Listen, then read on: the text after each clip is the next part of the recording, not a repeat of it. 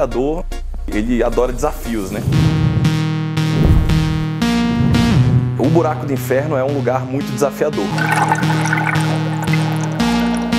É um lugar que te leva aos extremos em tudo. Mergulhos como esse são mergulhos extremos, são mergulhos que não são executados pela grande maioria dos mergulhadores. E a exploração vem desse desafio. O Buraco do Inferno é simplesmente um daqueles mergulhos meio místicos do Brasil, né? Já teve uma carga negativa nele, gente que morreu. É um lugar meio remoto, tem uma mística muito própria, tem uma logística muito complicada. Então acho que o principal é o desafio, é um lugar desafiador.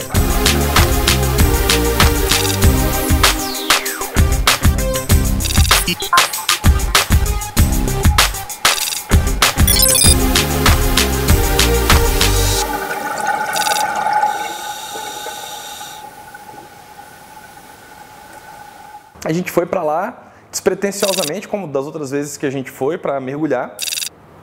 E ao longo do tempo que a gente passou quase uma semana, a gente sentou e falou, cara, esse buraco dá mais do que o que a gente conhece. A gente começou com pequenas explorações sem grande interesse, além da aventura. E de repente a gente criou a história do projeto de exploração do Buraco do Inferno. O objetivo é o conhecimento ambiental, né, até onde vai esse sistema, o que a gente vai encontrar lá embaixo, e também desenvolver conhecimento para mergulhos futuros que sejam mais fundos do que esse.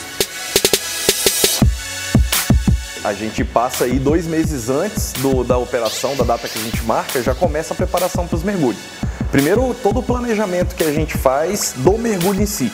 Então a gente define qual vai ser o nosso ponto de mergulho, né? A gente precisa preparar gases, a gente precisa preparar equipamentos, preparar tabelas de descompressão, fazer plano de contingência, preparar toda a parafernália de emergência, oxigênio de emergência, primeiros socorros.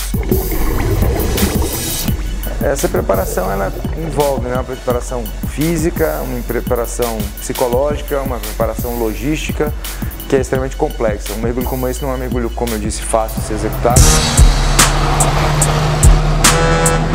Depois disso, a gente vai montar toda aquela operação nos carros, andar aí 70 km de estrada de chão. No dia de sair aqui eram, sei lá, 5 carros abarrotados de equipamento, era uma zona. Chegando lá, a gente ainda tem que limpar todo aquele mato, que é um lugar onde não é acessado rotineiramente por ninguém. Foi feita uma preparação logística e estrutural do acampamento, então envolve uma semana acampado na beira do buraco, porque é um local que não é de fácil acesso. Começa a primeira fase, que é a fase mais cansativa do Buraco do Inferno, que é descer equipamentos. Não é qualquer pessoa que está capacitada para fazer a descida de material, nem a descida de pessoal lá para baixo.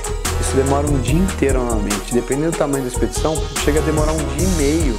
Além de toda essa preparação da parte externa, tem a parte de água mesmo, em que a gente tem que planejar a segurança, tem que chamar mergulhadores capacitados para fazer as seguranças, as paradas de segurança que a gente precisa fazer. Depois, a gente ainda tem alguns dias de mergulhos intermediários, onde a gente vai distribuir os cilindros ao longo da caverna, que são os cilindros de bailout, nossos cilindros de segurança, para aí sim fazer o nosso mergulho, que é o mergulho alvo daquela expedição especificamente, né?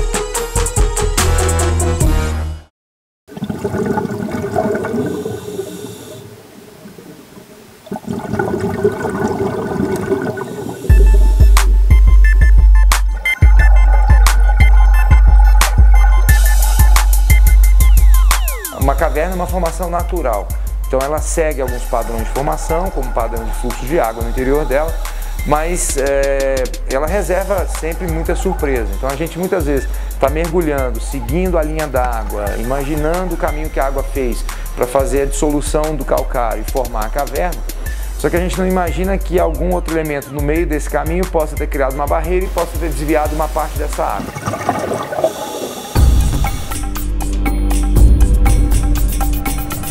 Conduto B, na verdade, quem observou o conduto B, a entrada do conduto B, primeiro foi o Gui e o Edu, num mergulho anterior. Posteriormente, com o Gui, a gente explorou outras partes do conduto B, a gente descobriu algumas derivações, alguns outros salões. Ele é um conduto muito difícil de ser acessado porque ele é muito estreito e o silt dele, né, o sedimento dele é muito leve, é muito fino. Então qualquer toque que você faz nas paredes, no fundo, no teto, você levanta aquele sedimento e faz com que a visibilidade chegue a zero em poucos segundos. E quando a gente estava voltando aquele caminho que já era cabeado, a gente encontrou um outro buraco dentro do conduto B. E aí foi isso que empolgou a gente que só. Um achado muito bacana nosso, quando a gente encontrou o jump do B. A gente mudou todo o foco daquela expedição por conta desse achado. No mergulho você tem um ambiente tridimensional e a gente não está acostumado à tridimensionalidade, uma vez que a gente só se desloca, né, em 2 dimensões. No mergulho a gente se desloca em 3, muitas vezes a gente, né, não olha para cima, não olha, né, olha para o lado, olha para frente, olha para baixo. Mas esquece que a caverna é um ambiente tridimensional e que muitas vezes você, olhando para cima, começa a perceber um buraquinho, uma abertura que você não tinha percebido no mergulho anterior. E aí você se desloca para aquele buraco num segundo mergulho, se planejando para isso, obviamente. E aí quando chega lá, ele nos dá um outro conduto que abre num outro conduto que já diferencia a caverna inteira e aí torna cada mergulho um desafio. O Buraco do Inferno realmente é uma caverna monumental pelas suas dimensões e profundidades, e o conduto B é um conduto mais acanhado, mais raso, e ele termina na verdade numa fenda super apertada, é como se fosse uma restrição vertical e o que está por trás dela precisa ser desvendado ainda.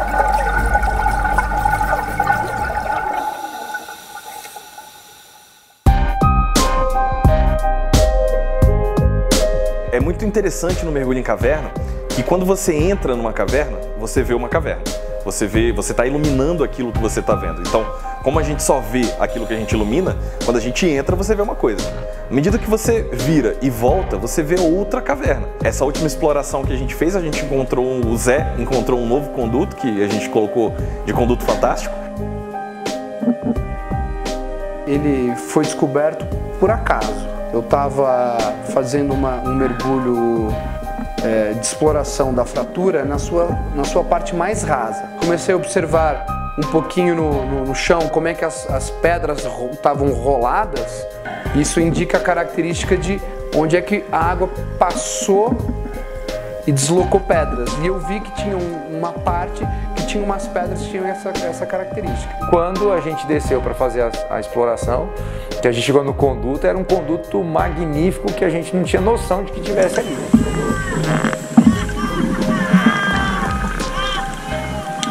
E é emocionante porque assim, você está mergulhando ali há tanto tempo, fez tantos mergulhos, né, penetrou tantos metros e nunca percebeu aquele local.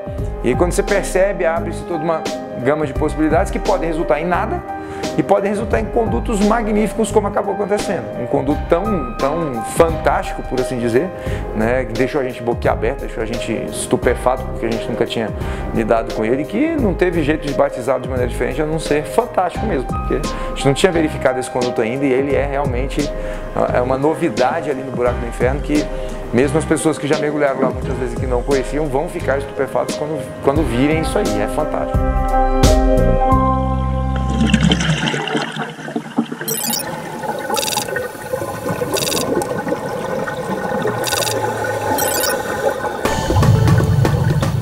A gente estava fazendo um cabeamento acompanhando o teto da caverna e como é uma caverna que não tem um fluxo muito forte de água e que não tem uma visitação muito rotineira,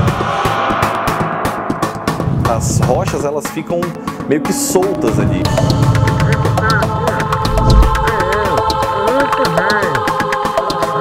A rocha desgrudou do teto e quando ela desgrudou do teto ela caiu nas costas dele.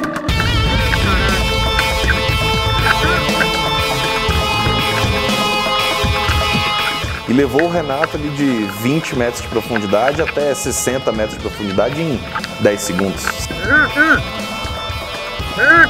Foi um momento bastante tenso, eu acho que no Buraco do Inferno, talvez tenha sido o momento mais tenso que eu já passei lá. A gente ficou muito preocupado porque uma diferença de profundidade dessa, no tempo que aconteceu, usando o Rebreather, foram vários fatores de risco que se juntaram no mesmo problema e que levaram a uma situação bastante estressante. Graças a Deus, a equipe inteira era muito bem treinada e conseguiu gerenciar esse problema de uma forma muito adequada e saindo todo mundo bem de um incidente como esse.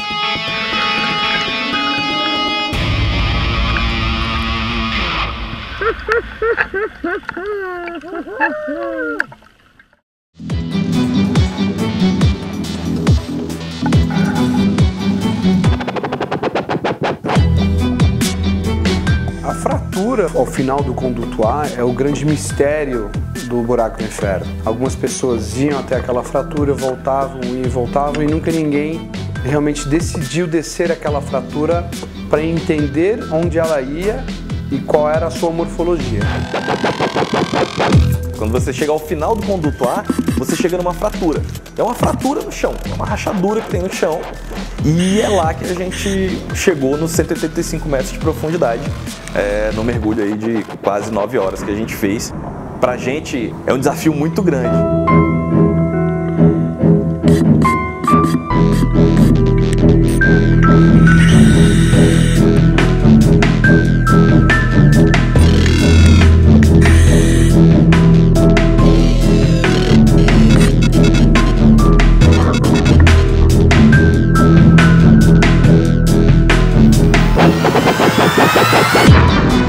Primeiro foi extasiante, a gente sempre procurou isso, né? A gente queria encontrar o fundo.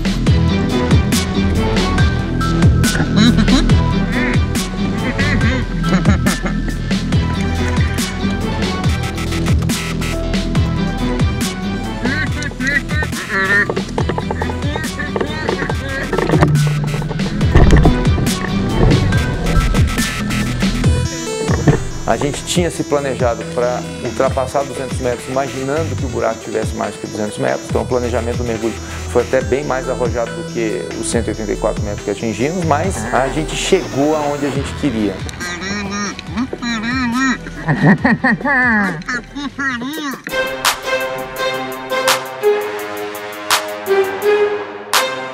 Ela tem fim, sim. A fratura ela acaba. A gente tinha a expectativa que ela fosse um pouco mais funda, porque no mergulho anterior a gente tinha atingido 179 metros. Então, por muito pouco, a gente já não teria descoberto que ela tinha só um pouco mais. A gente ainda tem muito ali naquele conduto para explorar. A gente chegou num salão enorme, né? E que a gente não conseguiu ver as paredes dele. Então, assim, a gente chegou ao fundo do buraco? Não sei te dizer. Porque o que a gente pode acreditar é o seguinte, esse chão, né, com essa enorme caverna à esquerda, ela vai chegar uma hora que ela pode descer ou ela pode realmente findar. Não teve como a gente saber no mergulho, porque a gente já tinha um tempo muito grande lá embaixo nessa profundidade. O que nos instiga é para onde ela vai, onde que ela se conecta.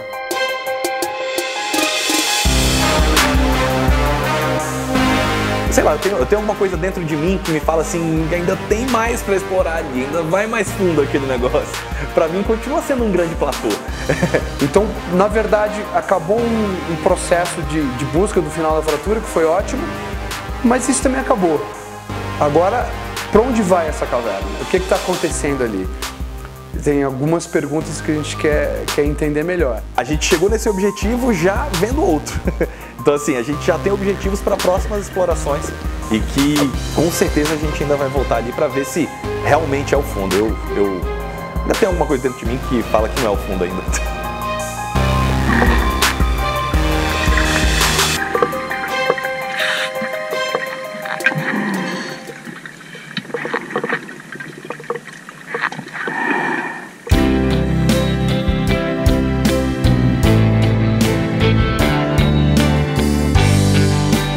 Foi a realização de vários sonhos, né? Foi a realização do sonho de mergulhador de caverna, foi a realização de um sonho de explorador de caverna, foi a realização de um sonho de mergulhador de Rebreather, foi a realização de muita coisa.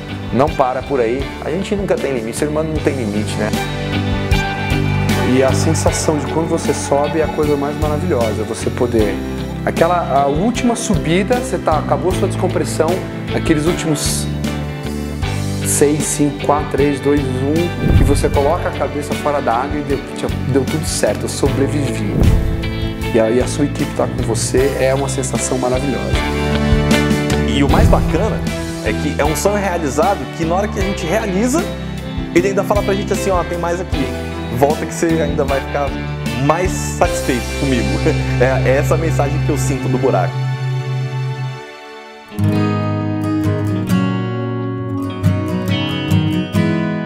É engraçado porque quando você está mergulhando ali, você fala para as pessoas assim, eu vou ao buraco do inferno, isso traz um peso muito grande. Na nossa conotação do mergulho, isso não é negativo, né, como as pessoas podem imaginar, é somente um desafio mesmo.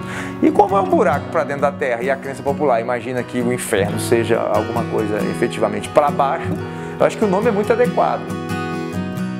Eu acho que se ele foi dado, foi por alguma razão. E o inferno não está no próprio buraco, mas o inferno mesmo é a logística para você mergulhar nele. Ele cobra alto para quem quer se aventurar. Agora, se você se supera, se você é resiliente e vai lá e faz, ele te oferece as coisas mais maravilhosas que tem no mundo. Aquela água azul é difícil de encontrar.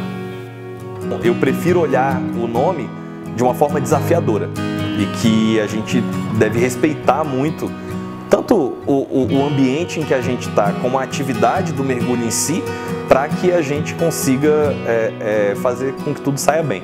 Esse lance de ser desafiador me chama mais do que a parte do assustador.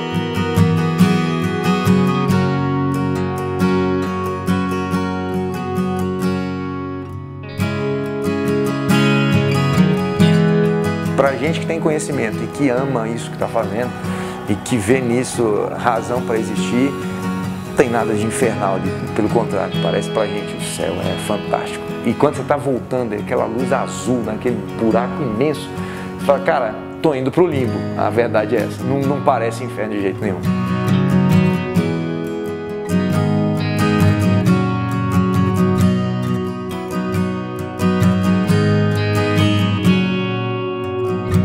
Eu acho que poder estar aqui contando essa história para todo mundo é muito bacana. É uma sensação de sonho realizado.